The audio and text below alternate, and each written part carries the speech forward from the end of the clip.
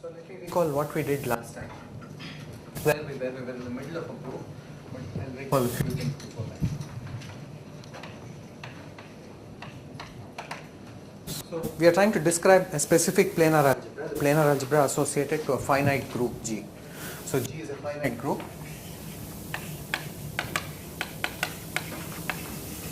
And we define a planar algebra using generators and relations. Let L be the label set, which has only labels in L2, and these are exactly the elements of G. And consider the universal planar algebra.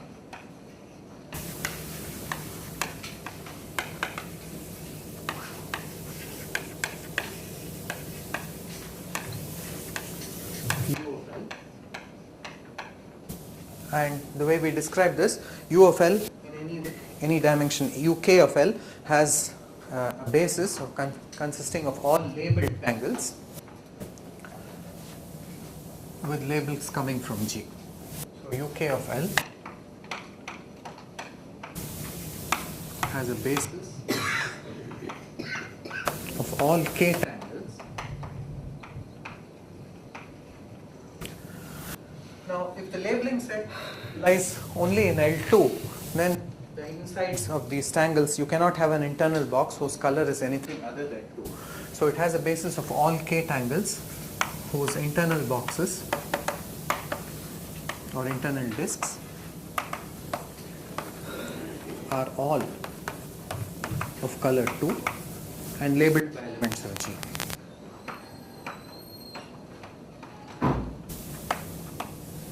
So each box is labeled by an element of G.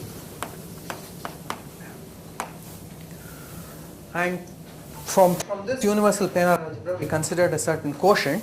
So we had a set of 7 relations, and we took all these relations and quotiented this UL. So R is a set of relations. I don't want to write these relations again, but we had 7 kinds of relations, and we define P of G, planar algebra of G, to be the quotient of the universal algebra by the ideal generated by R. And the theorem was that this is a subfactor planar algebra for some star structure which was also defined. So the first thing in seeing this theorem is to show finite dimensionality. Why is this planar algebra a finite dimensional planar algebra? Why are each of those vector spaces finite dimensional? That's one thing. Another thing is to show that it doesn't completely degenerate. Why is it not the zero planar algebra? So these two things we have to see. And in seeing finite dimensionality, I stated the following proposition, which is that, so this is P, the planar algebra P is P of G. And the proposition is Pk is spanned by the images of all labeled tangles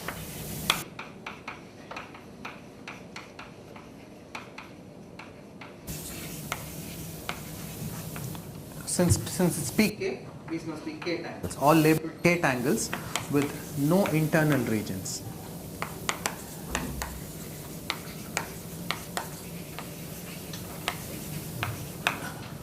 And this we were trying to prove. So we said if a labeled tangle has an internal region, then somehow we pick one which is minimal. So the proof went like this. So proof,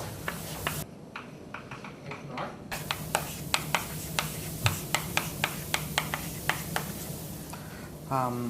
pick a labeled tangle T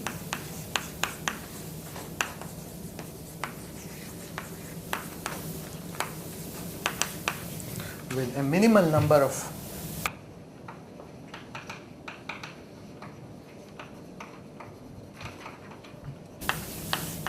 internal disks,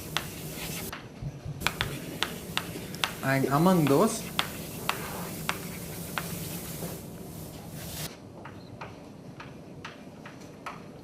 one for which the internal region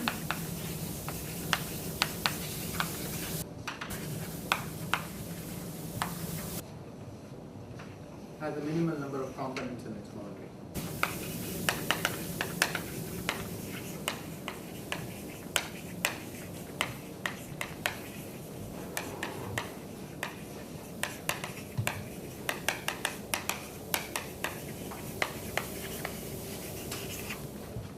For which, of course, whose image is not in this span. That is what we are trying to say. Whose image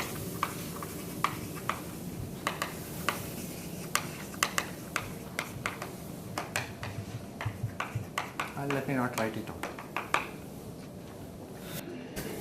Then we said, look at that internal region of such a tangle T. Look at this minimal internal region of this tangle, and we said it cannot just have one boundary component. It also cannot have two boundary components. So it cannot have one. I showed it carefully. So suppose the minimal internal region, minimal internal meaning minimal number of components.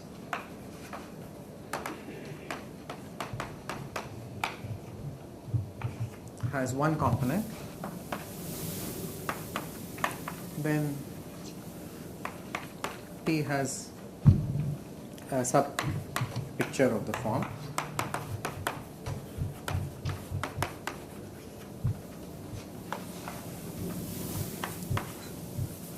So if it has one, so it must loop two things in a single one. It must look like this or this or this or this, and each of which you can reduce using the relations. Each of these you can remove that one box. So you can remove this box, this disk, using the relations. So using the relations,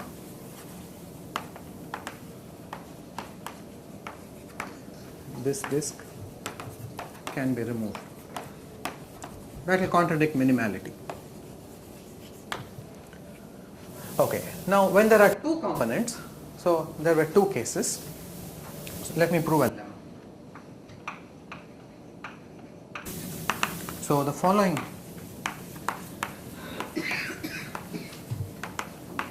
relations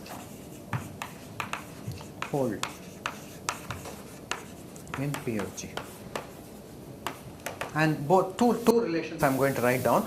Both of these are consequences of what we call the exchange relation. And these two relations are very important. So one is that if you have G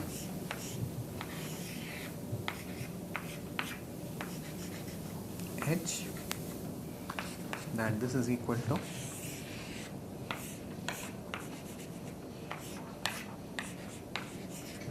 HG, and the second is that if you have G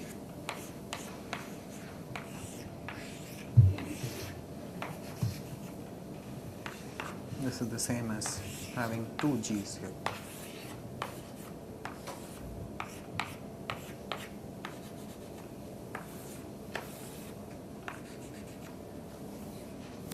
These two relations hold in P of G. Now what does it mean these two relations hold in P of G? I have drawn them without drawing the external disk. So if I were to do it carefully, I should draw the external disk.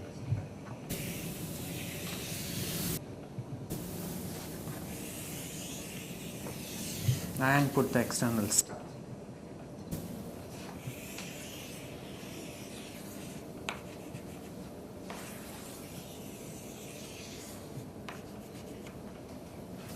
So I claim that as a consequence of the relations that we have already written down, those 7 relations, these relations are consequences of those. So let me try to explain how it is. So proof. So recall the exchange relation.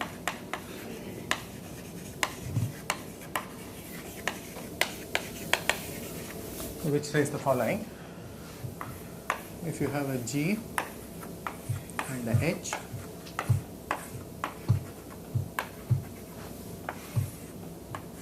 this labeled 3 tangle is equal to this one.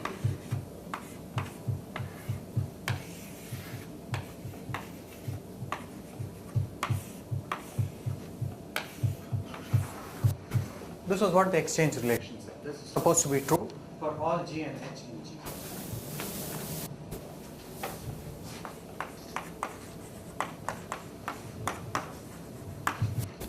Okay, so let me try to prove this one first. This is slightly easier. So to prove this, let me just take specialize to the case H is the one element of G, identity of G.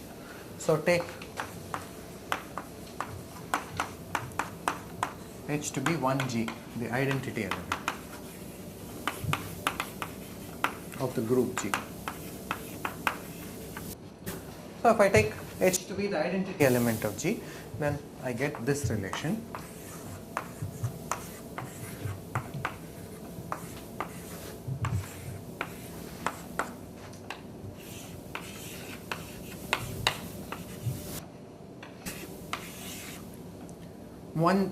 One times G is just G.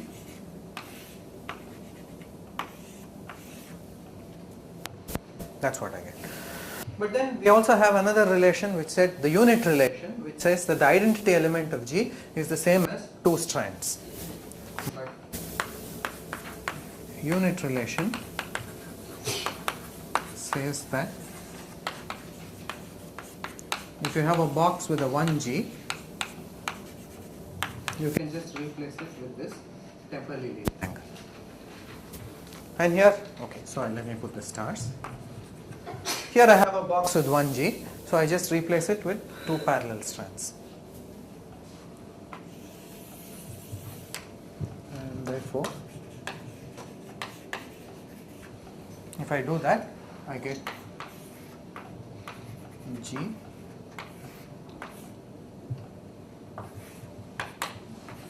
equals G here and G there.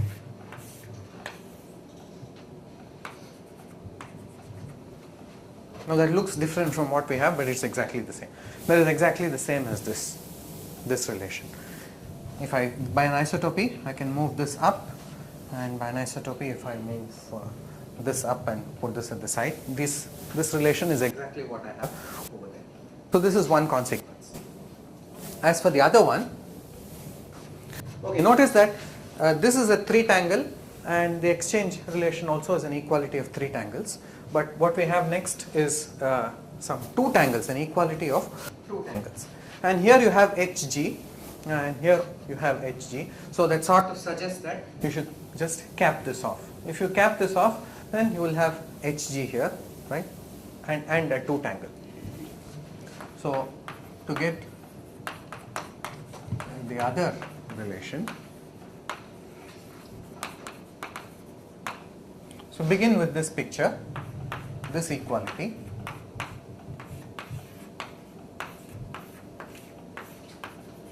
We know that GH equals G here and HG here.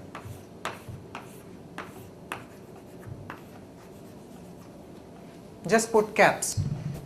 What does putting caps mean? Now in the planar algebra, whenever you have a relation, you can apply any tangle and you will still get in that same ideal. The ideal generated by the relations, we want to take the planar ideal generated by all relations. So whenever you have a relation like this, I can apply a larger tangle to this and get a consequence relation. So what is the tangle that I want to apply? The tangle that I want to apply, I'll illustrate here. So it is this, and outside it looks like this, except that these two are capped. So I'm putting this tangle inside a bigger tangle, right? And that bigger tangle, if you just forget about what is inside, looks like this. Let us say the star is here and the star is there for that bigger tangle. The same bigger tangle I'll also have to put for this one.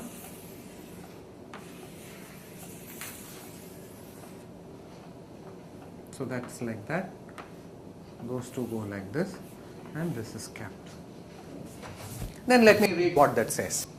So when we read what that says, you see that this G and the H now are in a straight line as we want on this side. It's exactly like this. So G, H, That's what this side is. And what about that side?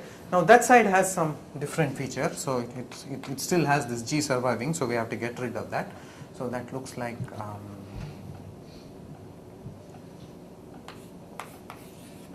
let me write it like this.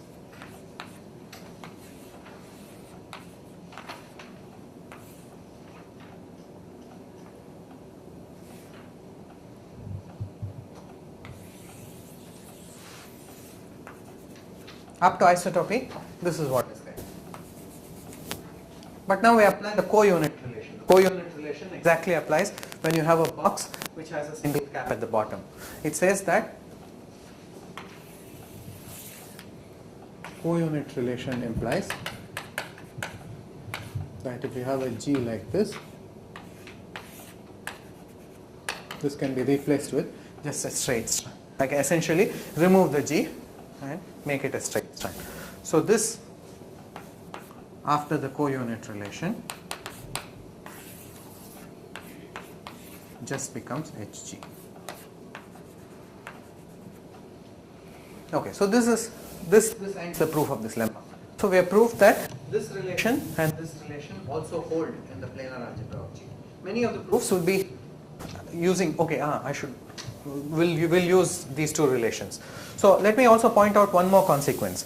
See, how do you think of this? One way of thinking of this is, here is the shaded regions.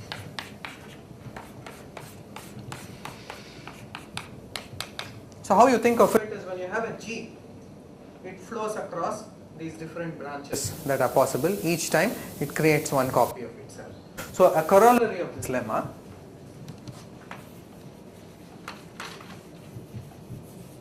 is the following. If you have a G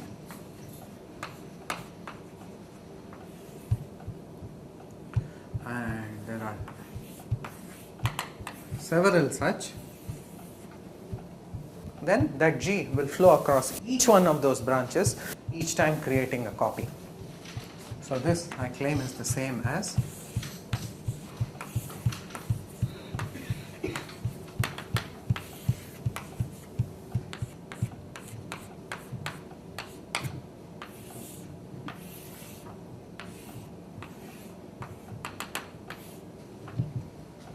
and with all the stars on the top. So it's a corollary of this part. So how do I extract this corollary? So what I can do is I can isotope this picture. So let me just point out why this is correct once.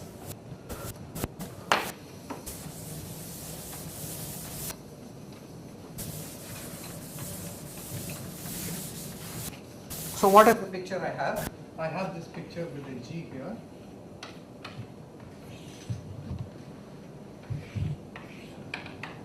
And several such things inside. So I'll isotope this and rewrite this as follows.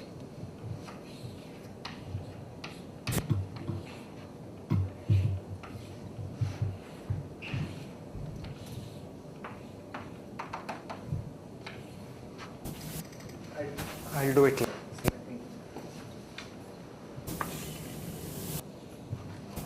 Okay, this picture and that picture are clearly the same up to isotopy. Then what I do, I apply that relation. So this G will flow across, whenever there are two channels, it will flow across those two and become two copies of G. So this G will flow across and become one copy of G here and one copy of G there. So it becomes the following picture.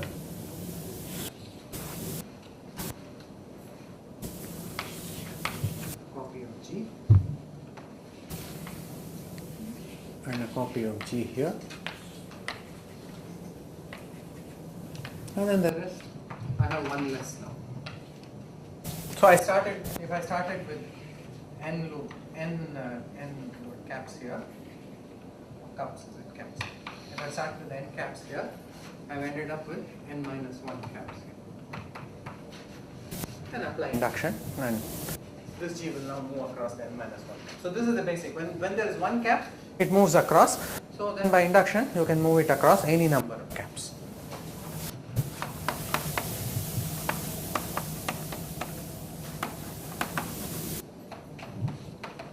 Okay, so these are two relations which hold in that planar algebra. I want to use that to conclude. Right. So this is the case when this internal region had just one component. When the internal region has two components, now getting back.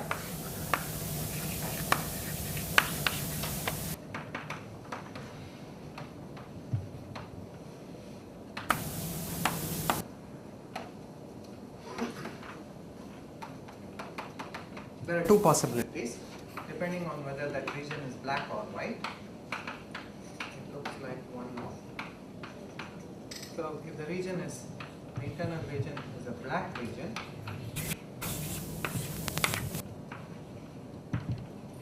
then it looks like this. Or if the internal region is a white region, then it looks like this.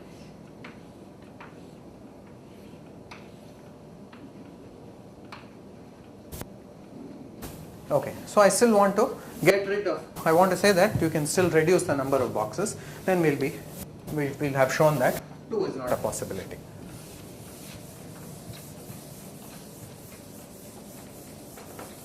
Actually 2 need not be treated as a special case, but it's easier to understand the proof if you treat 2 differently. Okay. In this case, already by the lemma I showed that this is exactly the same as a single box with an HG here. So this will reduce the number of boxes, right? So in this case there's no problem. What about this case? In this case, I'll move the G. I'll move the G across. So here is a black channel. Whenever you have a G across a black channel, it will go across this way and it will go across this way. So this picture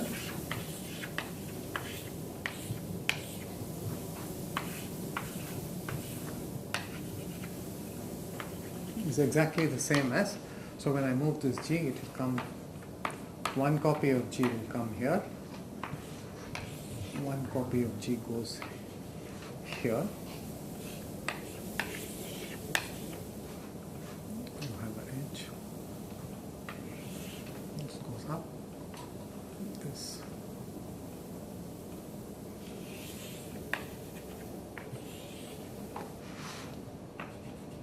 so you get a picture of this kind. When the G moving the G across this channel here and there. Now here you have two things which are side by side, right? So you should be able to use this relation to reduce the number of boxes, but not quite, because if you look at that picture, there is a H and a G underneath, but the G star is in the wrong position. So we have H here and a G. Of this kind. This is what we have over here, and this thing is actually looped. We have a picture of this kind. This we apply the antipode relation. The antipode relation exactly relates to moving the star from one side of the 2 box to the other side. So the antipode relation says that this is the same as H with a G inverse with a star there. Loop together. And now by this relation, if you have a H and a G inverse, it's the same as G inverse H. So G inverse H.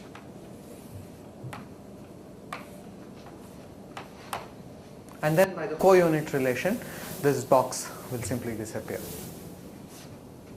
Now in any case, yeah. So this is some by the, sorry, not the co-unit, the trace relation.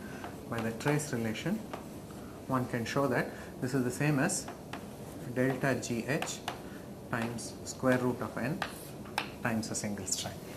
So again, we have succeeded in reducing the number of boxes. These 2 boxes, we first move this G across this way to get this picture, and then this picture is simply a straight line just going through. So finally you are ending up with only a multiple of G. So you have only one box. Out of these 2, you have reduced the number of boxes by 1. Thus, in all cases, we have reduced the number of boxes by 1.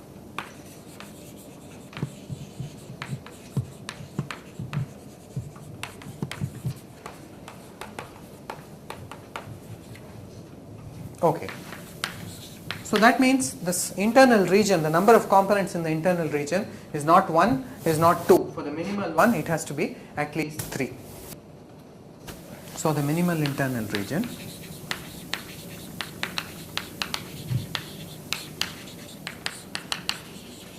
of a minimal counter example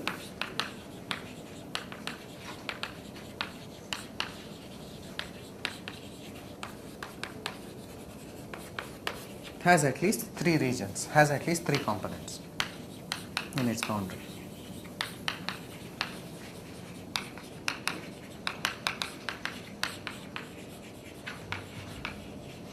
Okay, so now we want to I did the 2 case mainly to illustrate the fact that there are 2 different cases that occur depending on whether this internal region is shaded black or shaded white. So there were 2 cases here. If it's shaded black, then we had to do one thing. If it is shaded white, this internal region is shaded white, we did something else. The same thing occurs also in the case when T is at least 3, when there are at least 3 components on the boundary. So let us draw this minimal internal region and see what it looks like.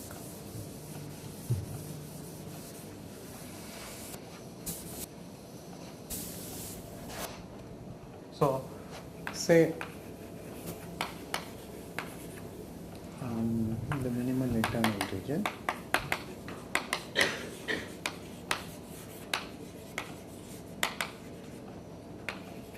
is like,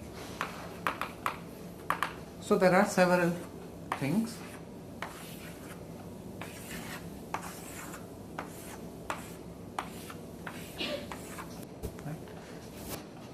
This is an internal region now.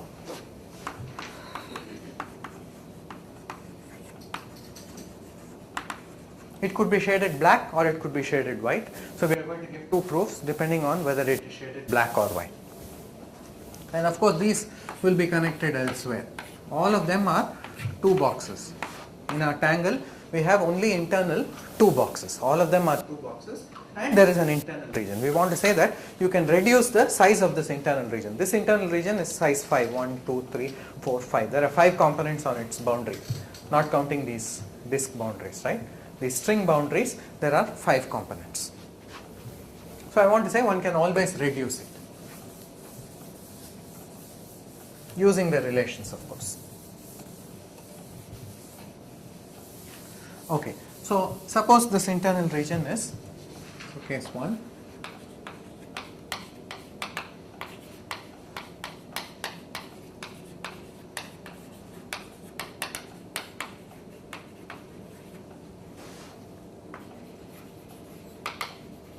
is white, not shaded.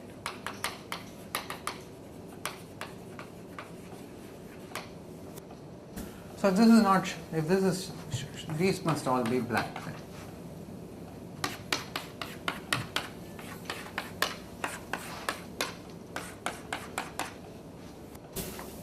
Right? And therefore the stars for these boxes have to appear, can appear only in certain positions. Stars for us are always in white regions. So the stars have to appear in certain positions.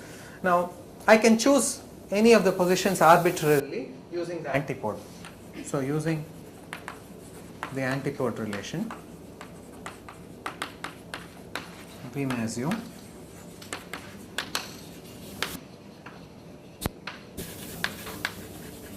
that the star regions are as above.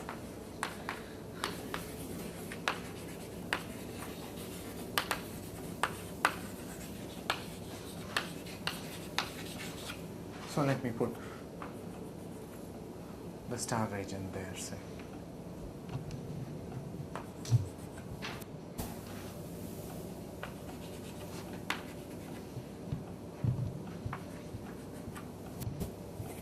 The white region somewhere has to be the star region. So I'll assume this. It's like this. So now what I want to do is to reduce the size of this internal region. So I'll take 2 neighbors. Let me take 2 neighbors and look at what happens just in this part. Okay, pick any 2 neighbors.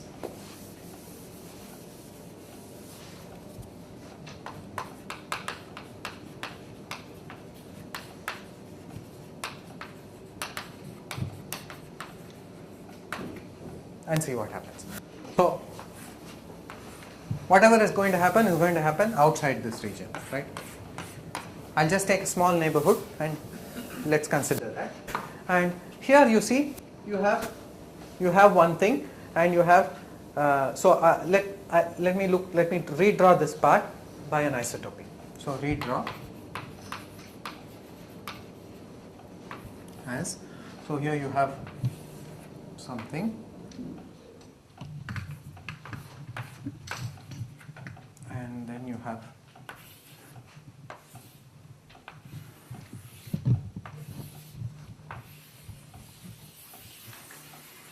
a picture of this kind. This oval here and that oval there are the same. I've just drawn it by an isotopy. And now you see that some relation is applicable. So we have, these are black regions.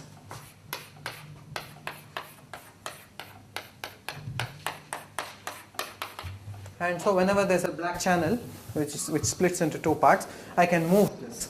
So I can move this, whatever this, if I call this G, I can move this G across here and here. If I call this one H, say this is G and H.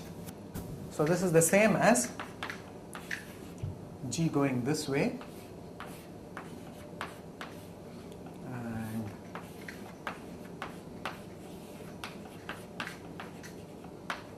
this way.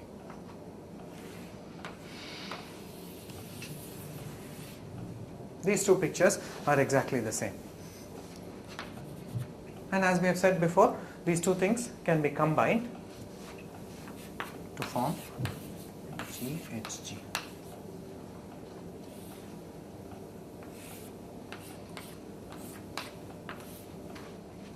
Okay. So what has happened now?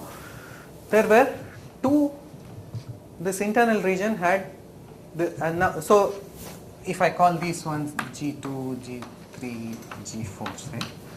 Then the picture that is going to be left over now is G1, G, whatever, G1, G2, G3, G1, G2, G3.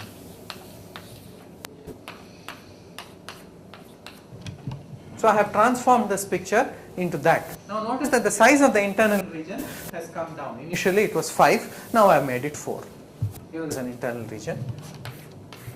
Or I reduce the number of internal regions. So this way I can proceed until I get to a case where there are no internal regions. Once I do this is the white case, I have also to finish the black case, case 2. So if the internal region, say the minimal internal, suppose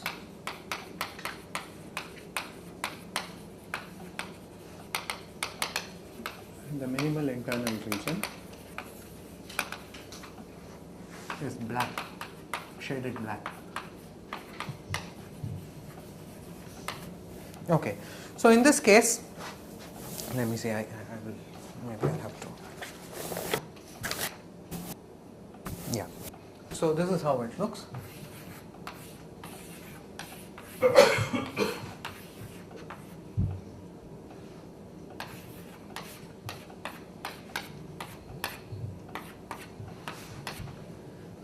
But now the region shaded black, this region shaded black, which means these are shaded black.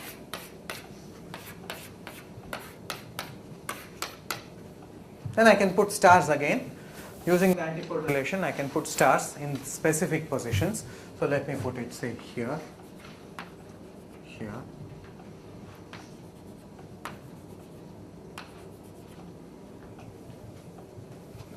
okay. So now I want to again use, I want to use this lemma. I want to use the fact that this thing can move across these channels in a particular way. So I'll just redraw this picture. The same picture up to isotopy is the following.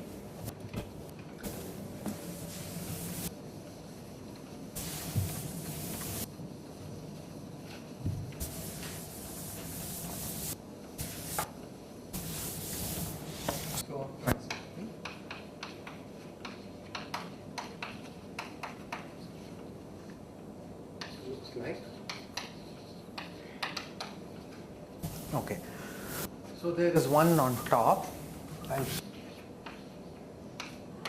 me call that one G, and all the rest I'll write in a line at the bottom.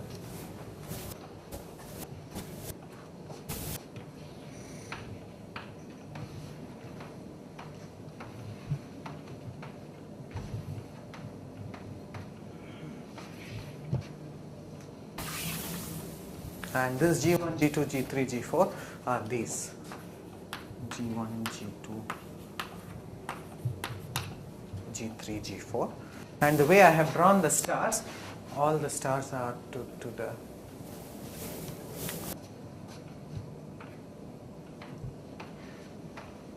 stars are here. Did I do that right? Yeah. So this is how the picture looks, and in between the connections are like this. And this is my internal region, black region.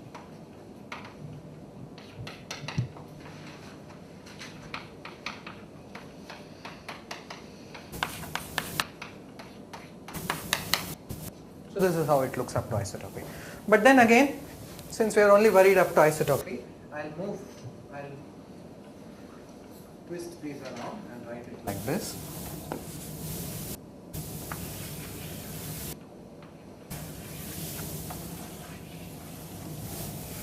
So that I have a picture to which I can apply my previous lemma. Previous lemma says when you have a black channel which splits into several sub channels like this, I can move the G across each one. So I'll do that. So this G will move across, will become a G here, a G here, a G here, and a G there. Maybe I chose the stars wrongly. Let us say this, it doesn't matter where the stars are, it's a bit easier if I put the stars on this side rather than on that side. So this picture is the same as the following picture. This will become a G here, G, G, G, and this G1 and this G will multiply, so this will give me a G1, G, G2, G, G3, G, G4, G,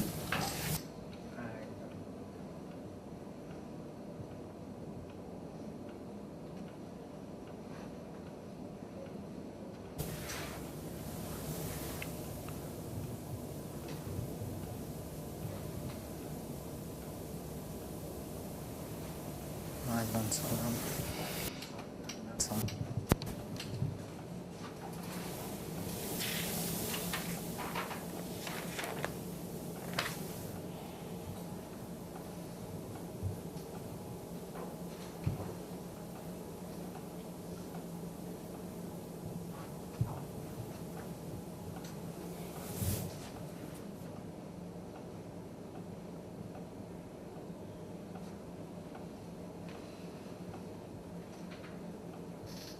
This doesn't quite reduce, sorry.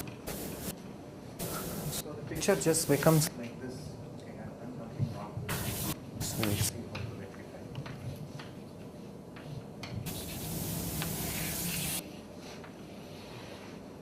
That is what happened to it. But that does not quite do what we want. See, this is the black region. Now it has 4, but we don't know what happens to this part. So it may have more. This black region may have more than 4 components. It has these 4 certainly, but it may have more here. So this doesn't quite reduce it.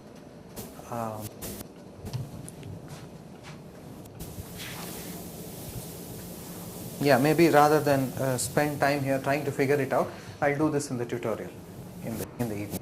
So I'll complete this proof. So we'll complete.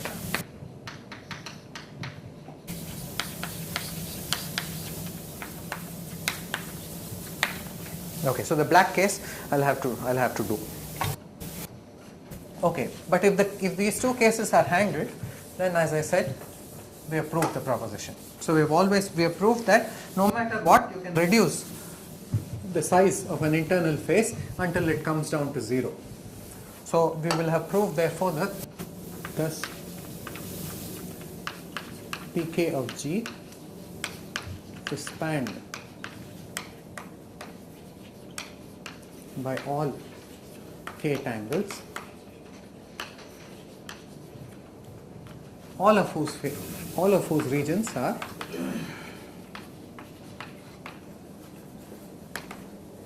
external.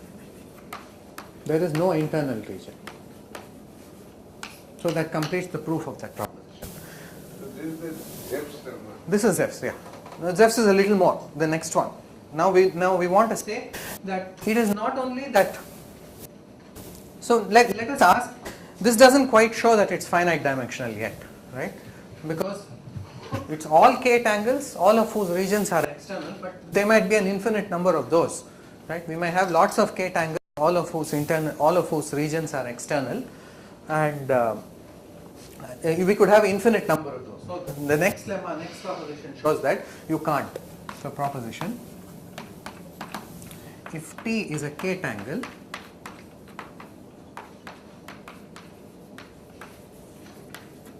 if T is a k tangle with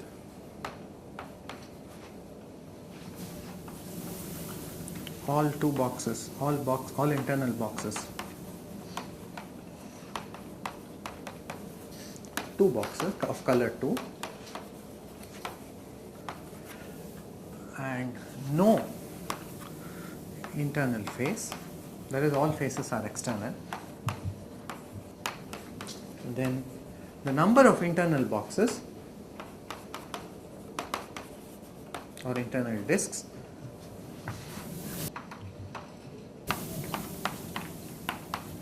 is at most k minus 1.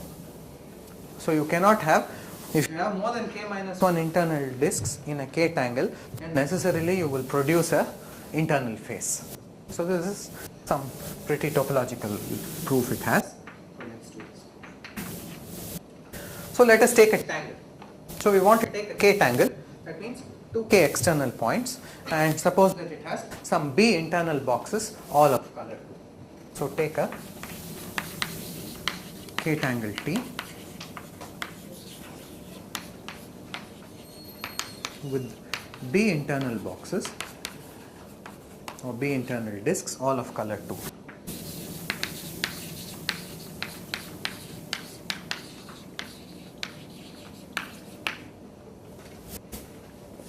And let us assume that this tangle T has no internal face. Suppose also that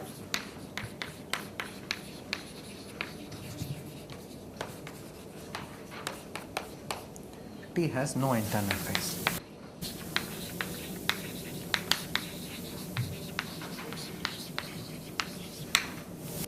Then what you do is you shrink all the two discs of T to a point. So suppose so say T looks like this.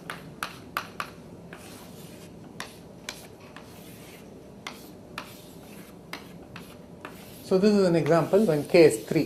This is a 3 tangle with 2 internal boxes and no internal face. All faces of this are external faces.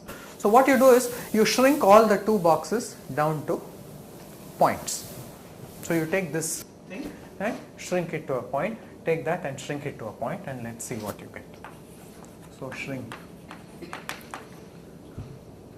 2 discs to points. And we'll forget about star regions, we don't bother about all that. You just take them and shrink them to points. So what do you get? Here you get 6 points on the external boundary, and there are 2 internal discs. Those 2 will become 2 points. And what is the connections? So this is connected to this, this is connected to this, this is connected to this, this is connected to this, to this. So you get a certain graph which lies inside that circle.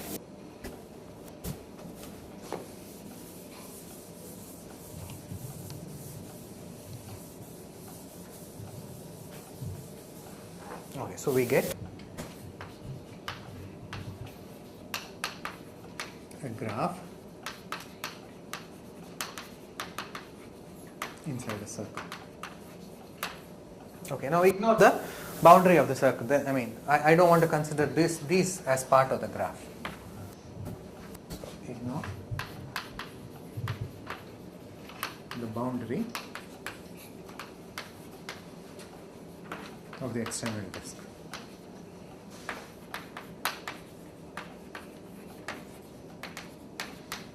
To get, if you do that, you just get two vertices here and you get this graph. So from this tangle we have got a certain graph. Let us count how many vertices, edges, faces, all these kinds of things. Okay, so note that the graph obtained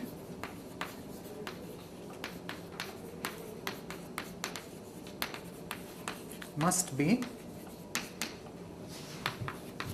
a union of trees. Because there is no internal face, right? There is no internal, the assumption of the tangle T is that there is no internal face, so you cannot have any loop. There is no loop inside that graph. So a graph which does not have a loop, if it's connected it's a tree, but if it's not connected it's just a union of several trees. It's a union of trees. Suppose there are C number of trees, C for the number of components. Suppose there are C trees. Okay. Okay. Now let us see how many vertices, edges for this one.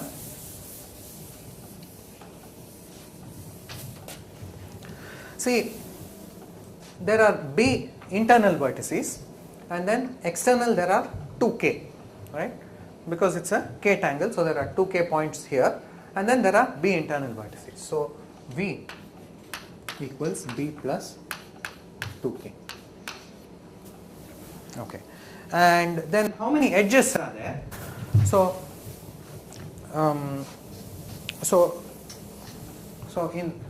we know that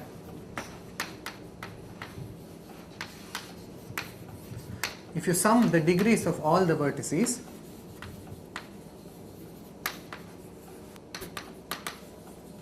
is always twice the number of edges.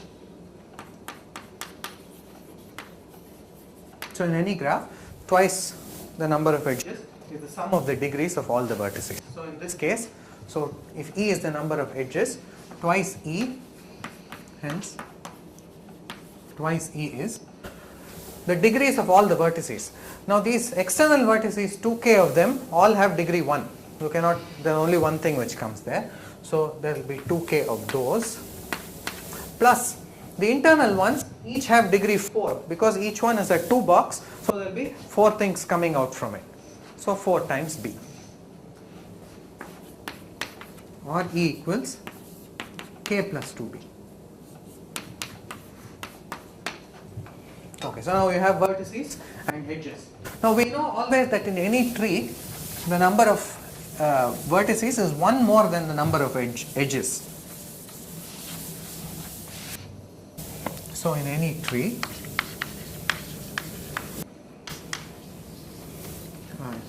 edges V equals E plus 1. So in a union of C trees, V will be equal to E plus C. For the first tree, V is E plus 1. For the second tree, V is E plus 1. Then you add all. The total V is the total E's plus the number of components. So V equals E plus C. And therefore, it's coming back to our thing. So V for us is B plus 2K. Is K plus 2B plus C. Which means what? Which means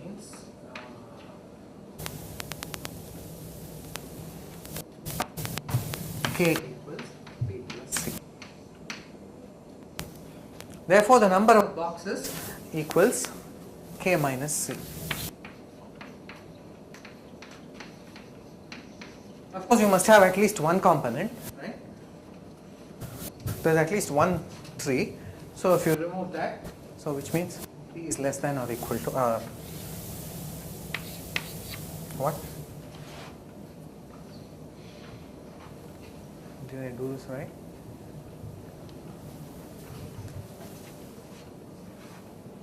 I inverted the B and so V is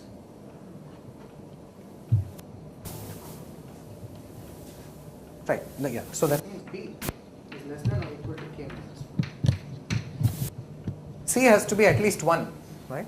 So B is less than or equal to K minus 1. So we have shown that the number of internal disks is at the most K minus 1. Now this has the nice consequence that our planar algebra is finite dimensional. PG is finite dimensional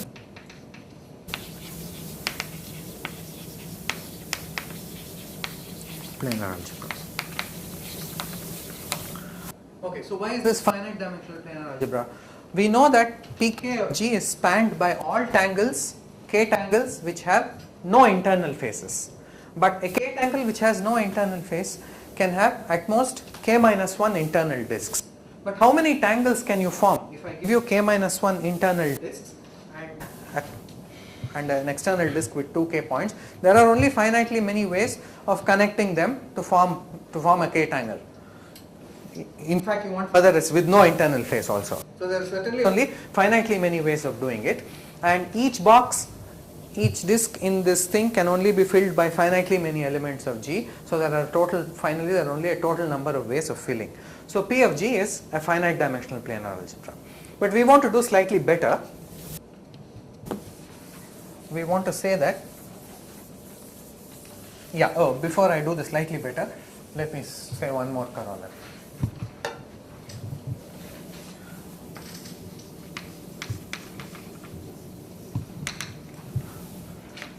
PG is connected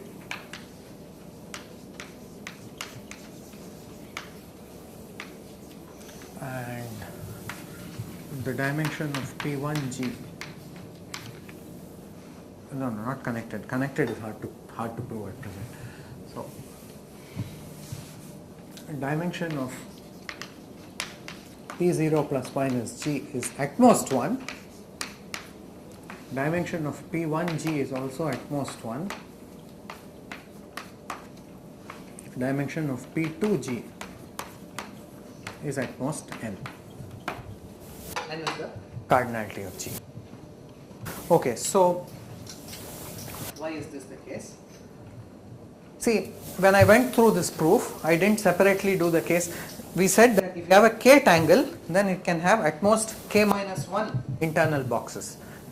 If there is no face, no internal face. But we didn't discuss the case, what if K is 0 plus or 0 minus? If K is 0 plus or 0 minus, how many internal disks can it have? The same proof with very slight modifications will show that if it's K is 0 plus or 0 minus, then you cannot have any internal. So let me remark, the previous proof, when K is 0 plus or minus, will show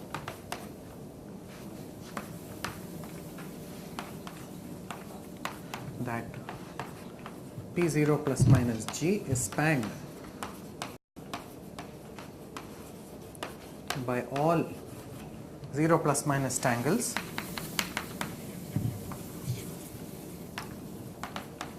with no internal disks. No internal disk. Then what else is there? It's a 0 plus tangle, no internal disk means it's just empty space. i.e. P0 plus by this and P0 minus by this. It is spanned by this. So that means each of this is at most one dimensional. What about P1? P1 also is spanned by one tangles with no internal disks. Right? P1 is spanned by all one tangles with no internal disks. There is only one of that. That's this one. There is only one tangle which has no internal discs. Right?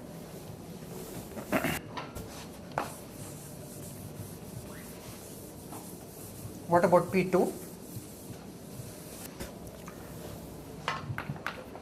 P2 is spanned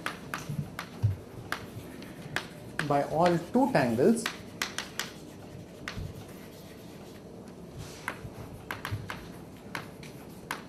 with at most one internal disc and no external regions, no internal regions.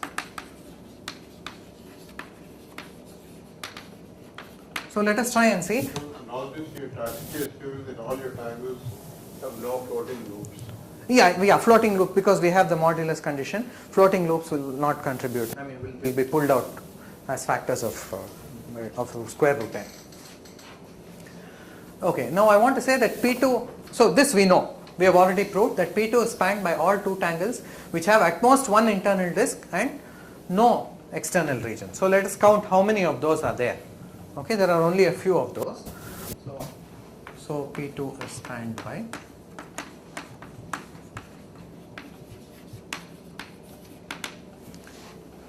at most one internal disc. So either it has one or it has none at all. If it has none at all, then there are two things. So if it has none, it is this and this. Now if it has one internal disc, then again there are two possible such tangles. If it has one internal disc, and then it should not have an external face.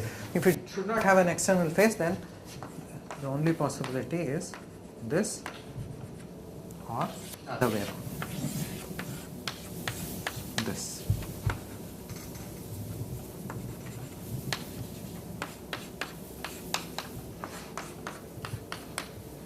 Right. So P2 is spanned by all of these. But I am saying that the dimension of P2 is at most the dimension of n. This itself gives n, this gives another n, and then there are these two. Right? But I want to say the relations imply that we know that this is a special case of this. If I put 1g here, then I get this. So this is a special case of this, so I need not consider this for spanning. Right? And this also can be obtained from this. If I have this, I can put G inverse and get this things of this kind from things of this kind. So I need not consider this. And then the integral relation implies that this is a linear combination of this with all elements of G put in. That's what that integral relation says. So I need not consider this also. So P2 is spanned by all such where I can put in any element of G here. So that means at most n possibilities. So dimension of P2 is at most n. So we have seen this. Now what we would like to prove therefore next is that the dimension of Pk is at most n to the k minus 1. I stated this as part of when I stated the theorem about P of G, I said it's a subfactor planar algebra. Further, the dimension of Pk is exactly n to the k minus 1. So let's first try and prove that it's at most n to the k minus 1.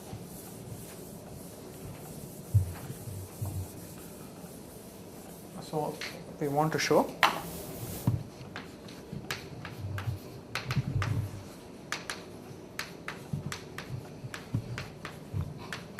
for k first. Okay, so this we have done for P2. P2 is at most n dimensional. Now what about P3? So how did we do for P2? The way we did for P2 is we made a list of all the two tangles with at most one internal disc. In case of P3, we have to make a list of all three tangles with at most two internal discs, right? You are allowed up to k minus 1 internal discs. So make a list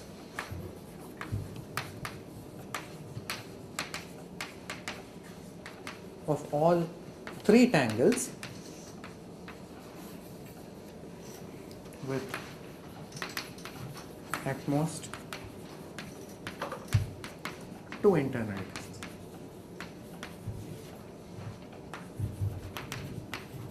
And no internal face.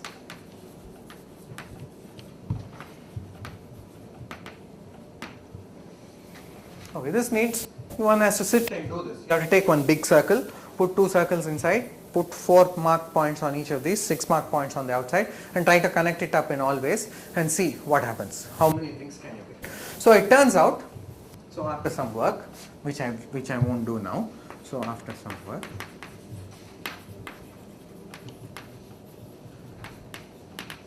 the only such are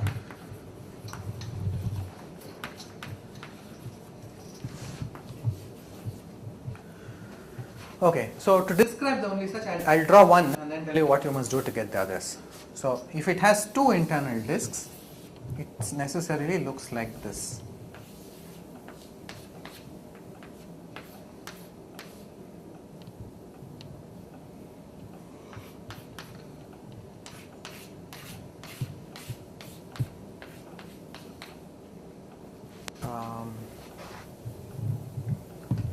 Yeah.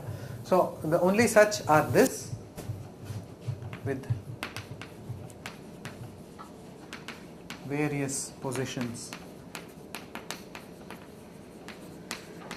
of star possible. So in this you can put the stars in various regions. For each of those you can put the stars in various regions. For example, for this one I could put the star in this white region or in this white region. For this one I could put the star in this white region or this white region. For the external one I could put a star in this region or in this region or in this region. So there are 3 possibilities times 2 times 2, right? That is 12 possibilities. And of course when we speak of tangles there is always this numbering, so that gives 24 possibilities depending on which one you call the first disk and which one you call the second disk. The only such are this if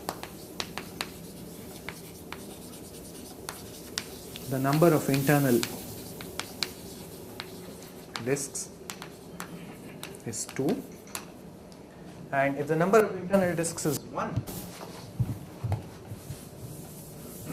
then there are 6 possibilities. No, maybe 12. This.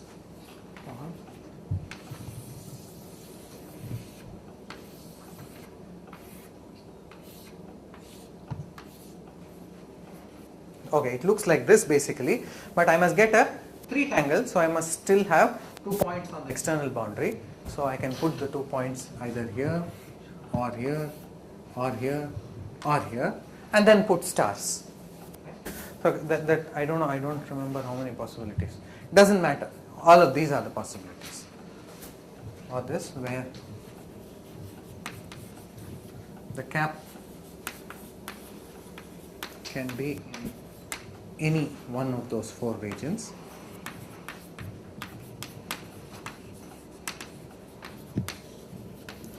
And stars arbitrary.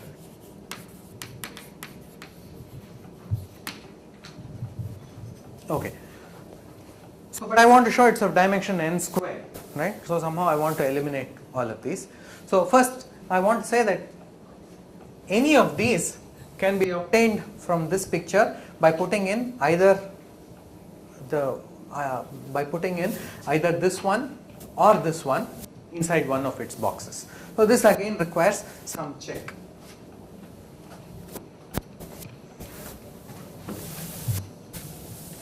And this is true only in the 3 case, it is not true in the higher case.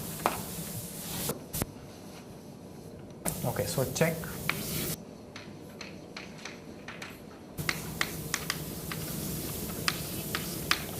So let me call this one star and double star. So one has to check that any of the star pictures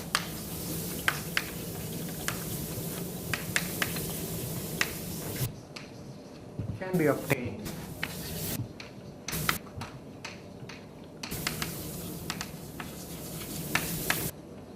one of the double star ones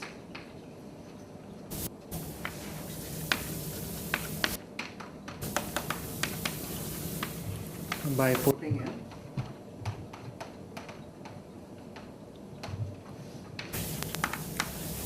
either this or this into one of its boxes.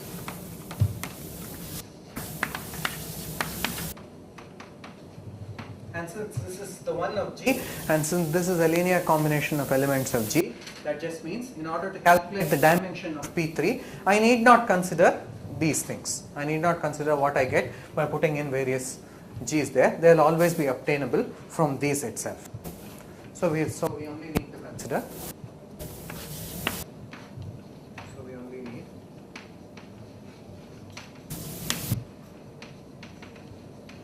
to consider the span of the double star vectors.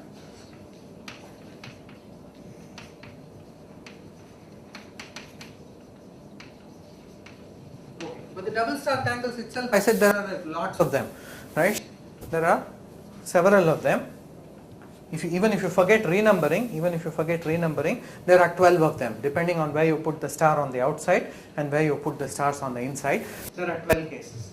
But that will give 12 times n squared. That's not what I want. I want n squared. So next I claim that using the exchange relation, all these 12 have exactly the same range. So that is the main claim. So claim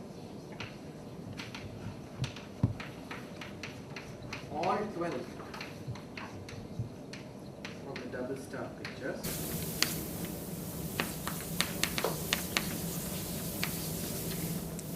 have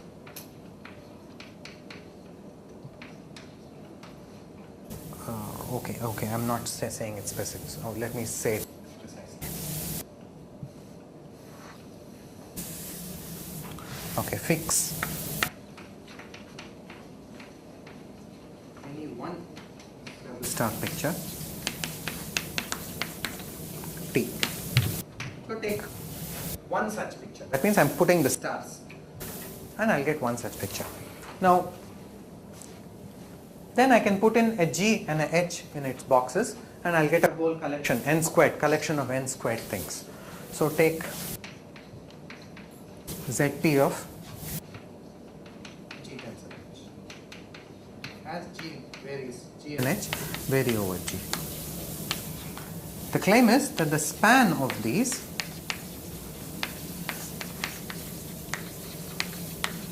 is independent of which T I take.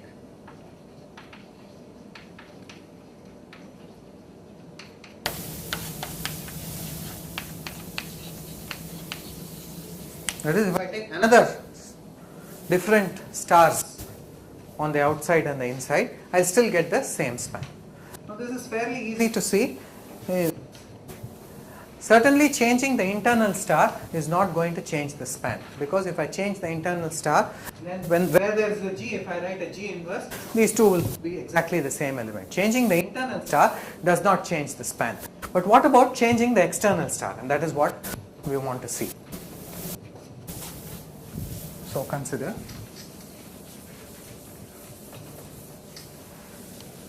let me note that the exchange relation says the following. So note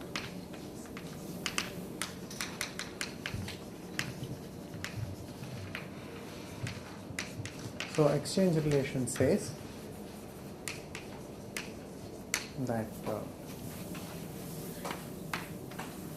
if I put a G and a H like this,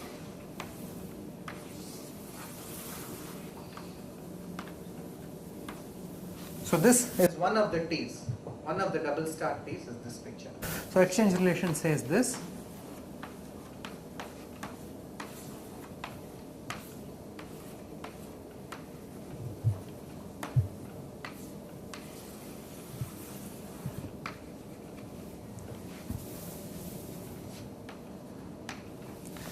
Okay, so this is another one.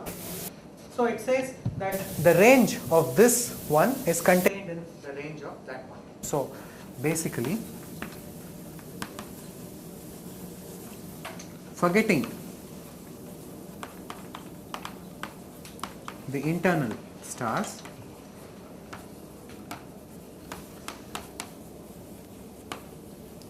there are 3 tangles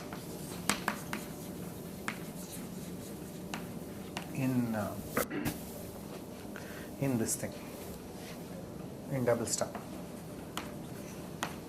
There are basically 3 tangles, and these are the following. This is one, let's call this some H0, H1 and H2. H0, H1 and H2. And H2 is this one.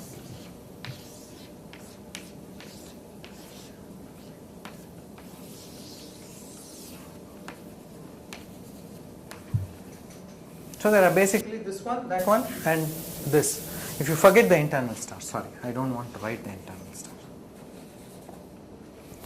Now using the exchange relation,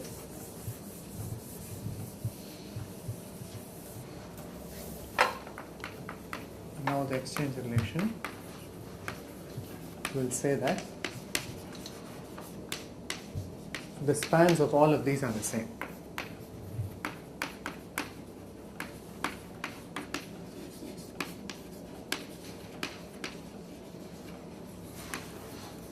Because what is it saying? What does this particular one say? This says that the span of this one is contained in the span of that.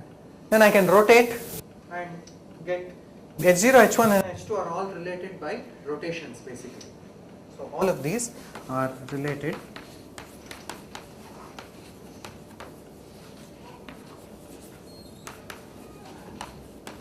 rotations of the external disk.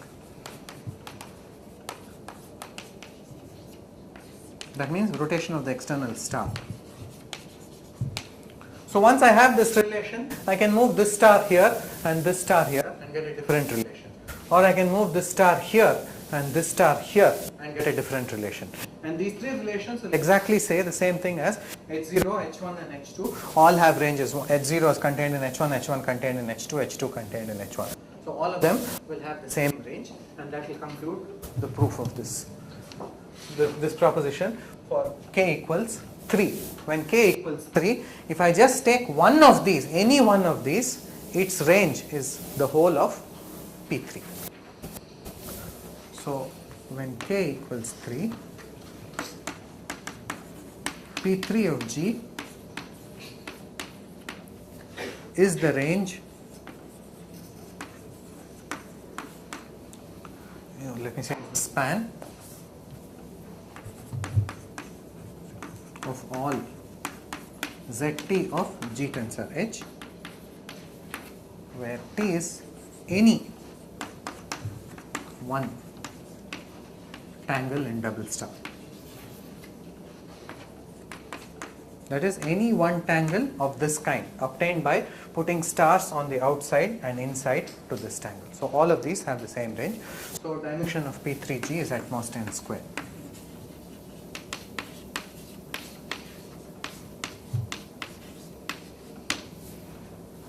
Okay. Now, one particular consequence of this is that this tangle is in fact a surjective map from P2 tensor P2 into P3. So, in particular,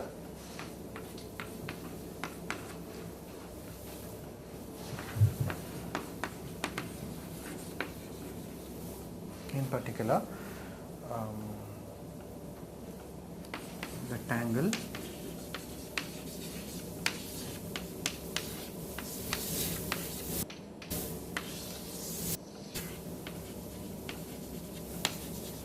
gives a surjective map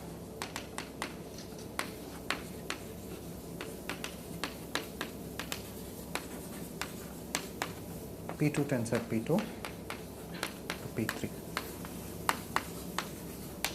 Because this is, I said if you take any tangle, then the span of the Zt of G tensor H, as G varies over all, G and H vary over all elements of G, is the whole of P3G. In particular, I can take this one, this is one particular tangle obtained from that one by putting stars in some places. So this has a surjective, the image is surjective onto P3. Now there is a name for this property. This property is important in subfactor theory.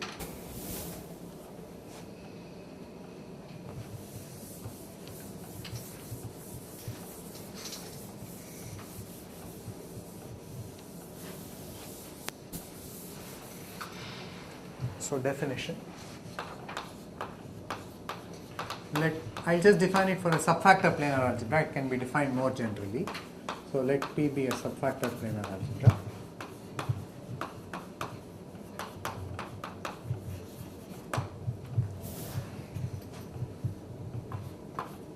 if there exists a K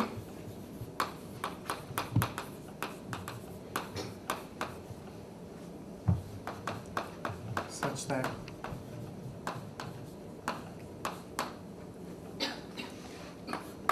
Pk plus 1 is Pk, Ek, Pk, then P is said to be of finite depth.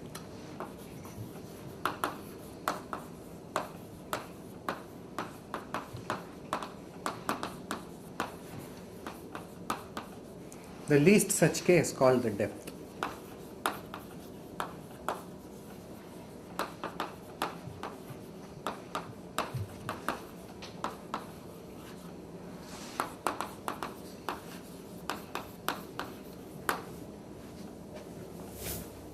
So what does Pk, Ek, Pk have got to do with this particular tangle? So let us see. What is the connection between that definition and the surjectivity of this tangle? So recall that. What is Ek? In any subfactor planar algebra, you have a modulus, some modulus which we normally call delta, and Ek is delta inverse times this picture.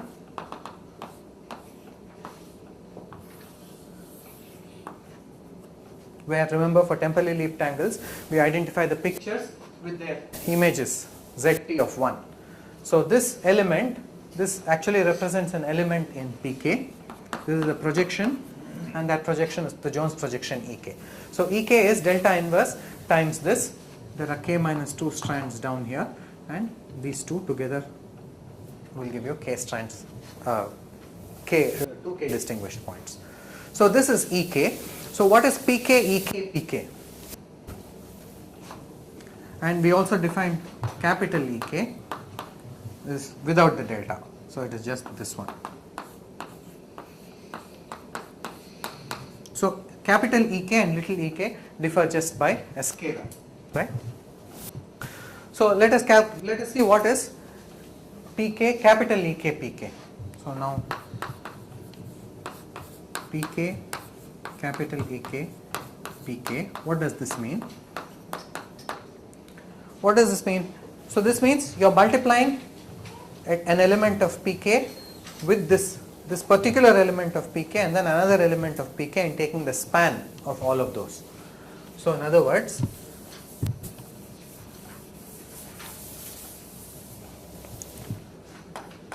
Pk, capital Ek. Oh, sorry, I should have called this. There is some.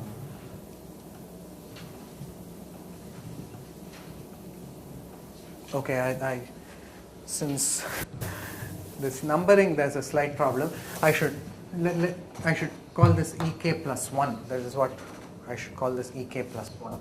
So let me change this to Ek plus 1 belonging to Pk plus 1. Looks like this. Ek plus 1.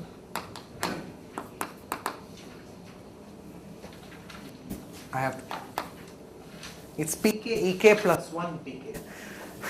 This is not going to haunt always. There's this numbering convention, sometimes we start with 0 and sometimes we start with 1 and this creates some trouble. Okay, so Pk, Ek plus 1 Pk is the span of the following. So first you take a typical element of Pk. I'll write it as a box where there are k strands up, k strands down. This is a typical element of Pk. Then I multiply with Ek plus 1. Ek plus 1 has k minus 1 strands going like this, and then there is that is Ek plus 1. K minus 1 strands going straight down, and then these two. Then I take another element of Pk which has k strands. And then what is that? Yeah, okay, sorry. So this Pk corresponds to this one and that. Okay, so the multiplication, I have made this mistake. Everybody knows this because in every tutorial I have got confused about this thing, multiplication. So the multiplication goes this way. So this is Pk, Ek plus 1, Pk, right? So if I take this x here and y here. Here is the x and there's the y. Multiply and see what happens. So what is the thing I get? So these will go down this way.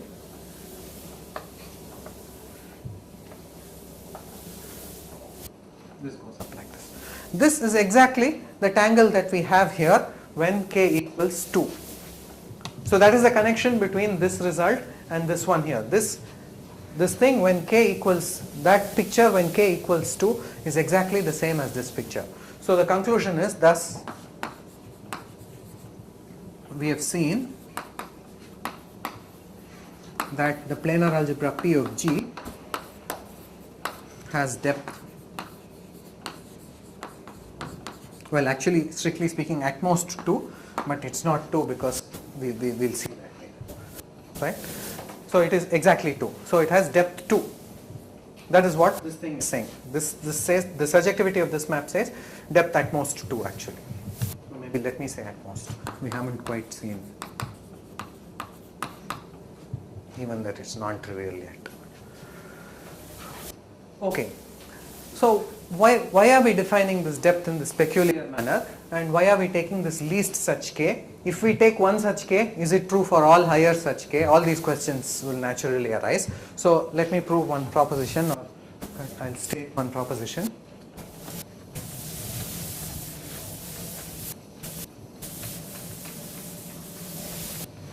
This proposition is quite general. So let P be any planar.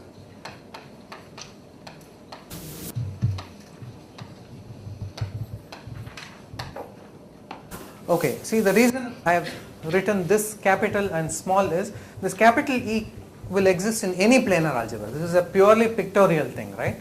It is just this tangle applied to 1, zt of 1, where t is this particular tangle. Whereas this one does not exist in any planar algebra. I have already, to talk about delta, I must assume existence of modulus, right? So this part, the depth can be defined in fact for any planar algebra. It can be defined in terms of capital Ek rather than little ek. So let P be any planar algebra. There are 2 or 3 parts.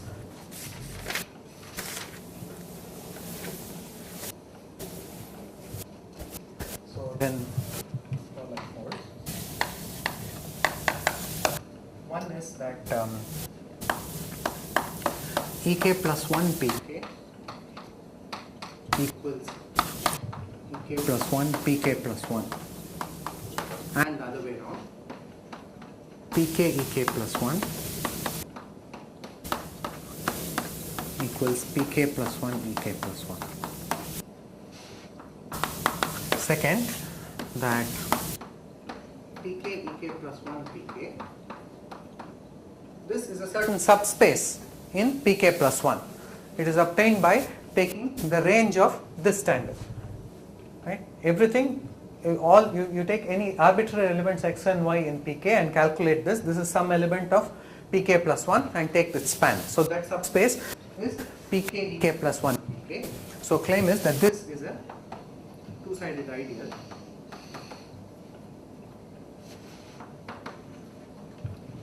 in Pk plus 1.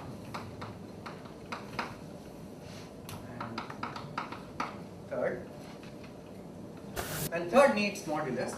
So if P has non-zero modulus,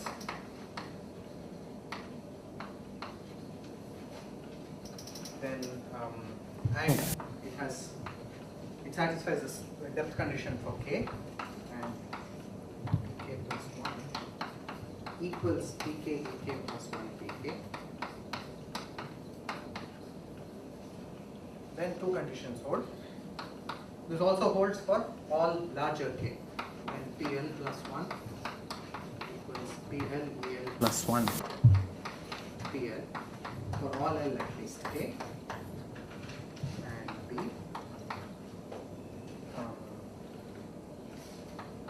Pl equals Pk plus 1 Pk plus 2 up to El plus 1 El. For all L, let's say greater than.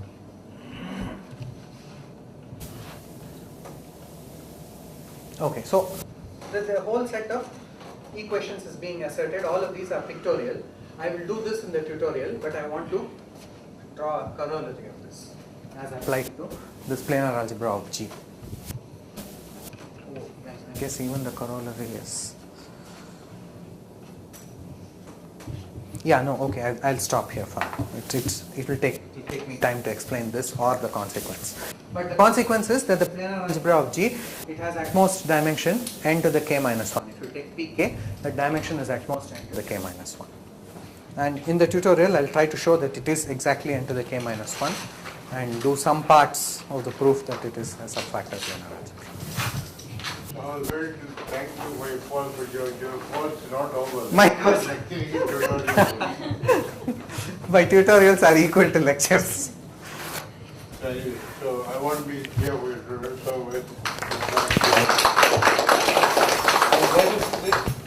let us sign passport. We didn't do this.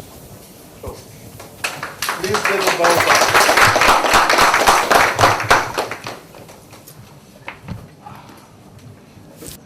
Thank you. We should thank you. No, I haven't finished it. Oh, you have a lecture tomorrow. Okay.